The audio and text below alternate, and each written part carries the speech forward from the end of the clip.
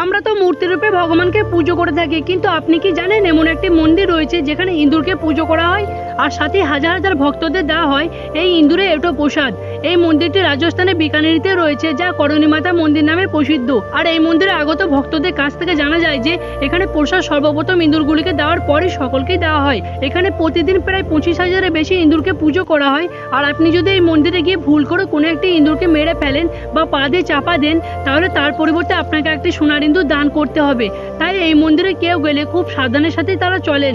আর সব থেকে চমৎকার ঘটনা হলো এই মন্দিরে এমন মহিমা যে এখনো পর্যন্ত এই মন্দিরে প্রসাদ খেয়ে কেউ কখনো মারা যায়নি বা অসুস্থ হয়নি। শোনা যায় যে মা দুর্গা একসময় এখানে করণী মাতার অবতারে থাকতেন। একদিন ওনার সন্তানের মৃত্যু হয়ে যায়, আর কোনো এক লোককথা অনুযায়ী জানা যায় যে ওনার সন্তান পরবর্তী জন্মে ইঁদুর রূপে জন্মগ্রহণ করবে। তারপর থেকে মানা হয় যে এই ইঁদুরগুলি হলো করণী মাতার সন্তানের অবতার। আর আজ কেবলমাত্র কেউ অহংকারী হবে যে কমেন্ট বক্সে জয় মা দুর্গা লিখবে না।